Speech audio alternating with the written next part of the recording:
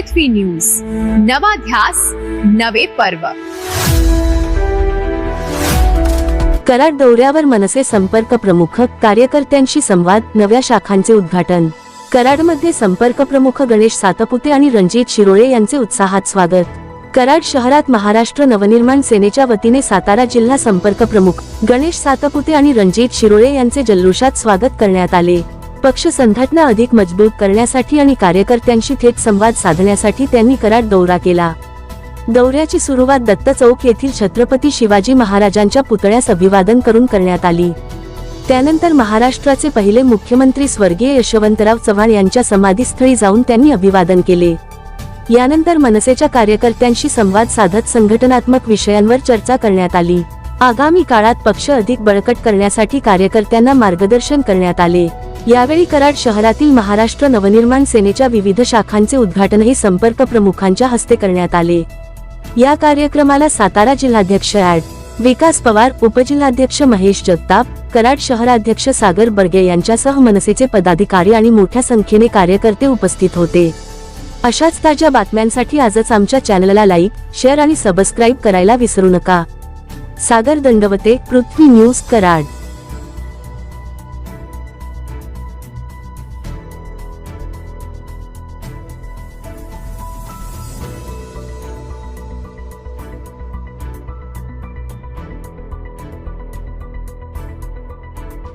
तर साताऱ्यामध्ये मागच्या वेळेस येताना सुद्धा मी ह्या मंडळींना बोललो होतो की आपण ही जी समाधी आहे यशवंतराव चव्हाणांची, तर त्या समाधीला भेट द्यायचं। तर त्यावेळेस आम्ही साताऱ्यापुरतेच बैठक घेतली आणि ह्या दुसऱ्या दौऱ्यामध्ये आता दुसऱ्यांदा आलोय दौऱ्याला, तर बोललं समाधीची आपण भेट घेऊ आणि समाधीचे आता त्या ठिकाणी दर्शन घेतलेलं आहे, अभिवादन केलं।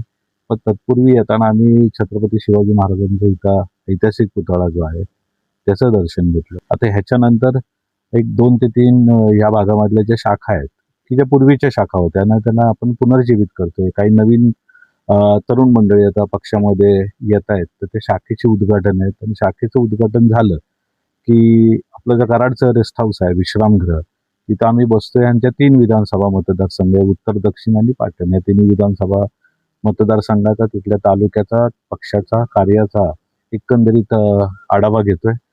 कारण पूर्वी मी 2006 ते 9 पक्षाच्या कामासाठी इथं आलेलो होतो। 6 ते 9 बराच इथं उत्साह दांडगा होता आणि आज सुद्धा काही नसताना महाराष्ट्र नवनिर्माण सेनेचा आमदार नाही, खासदार नाहीये इथं। तसं बघितलं तर महाराष्ट्रामध्ये आपण एकंदरीत बघितलं तर महानगरपालिकेमध्ये पण तो प्रतिसाद मिळाला नाही, पण कुठलाही कार्यकर्ता कुठेही गेलेला नाहीये आणि तो पक्षाबरोबर आहे, माननीय राजसाहेबांच्या विचारांबरोबर आहे, एकनिष्ठ आहे। आणि एकंदरीत आत्ताची महाराष्ट्राची परिस्थिती बघितली तर निष्ठा कुठं चाललेला आहे, सत्तेसाठी काय चाललेलं आहे, तो जो गदारोळ बघता महाराष्ट्र नवनिर्माण सेनेचा कार्यकर्ता, जो तरुण आहे, काही जुनी मंडळी आहेत पहिल्यापासून पक्ष स्थापनेपासून, ती राजसाहेबांच्या विचारापासून कुठेही गेलेली नाही। तर सगळे पदाधिकारी मला भेटले जे पक्ष स्थापनेपासून होते, ते आज सुद्धा कार्यरत आहेत, त्याच्या परीने ते काम करत आहेत। पण एकंदरीत परिस्थिती बघितली तर साताऱ्यामध्ये सत्ताधाऱ्यांमध्ये एकसूत्रीपणा नाहीये, पूर्ण गदारोळ आहे। सत्तेत एकत्र तिथं आहेत मंत्रालयामध्ये, तिथं मात्र हाणामाऱ्या चालू आहे। आणि त्या परिस्थितीमध्ये येणाऱ्या काळामध्ये महाराष्ट्र नवनिर्माण सेना ही अगदी शेवटच्या माणसापर्यंत, शेवटच्या शेतकऱ्यांपर्यंत हे विषय घेऊन जाणार आहेत। शेतकऱ्यांचे प्रश्न भरपूर आहेत या ठिकाणी, विद्यार्थ्यांचे, बेरोजगारी, हे असंख्य प्रश्न या जिल्ह्यामध्ये आहेत आणि ह्याच्याकडे कुणाचंही लक्ष नाहीये। एकंदरीत बघितलं सत्ताधारी आहेत, सत्तेसाठी तोडून पडलेले आहेत, इकडं तिकडे जाताना दिसत आहेत। पण पक्ष मात्र, महाराष्ट्र नवनिर्माण सेनेचा कार्यकर्ता मात्र तळागाळामध्ये जाऊन लोकांचे प्रश्न सोडवण्यासाठी काम करत आलाय। आणि ह्याच्या पुढे जर आम्ही काम आता करतोय तर कुठल्याही निवडणुका नाही तर आम्ही आलेलो आहे।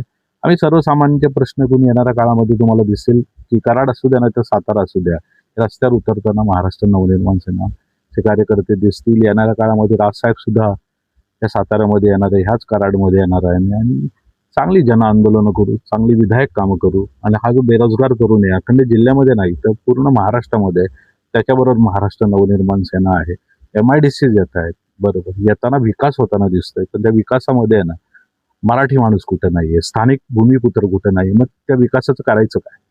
नुसती MIDC येते, MIDC मध्ये जर आपला स्थानिक तरुण नसेल तो उपयोग काय?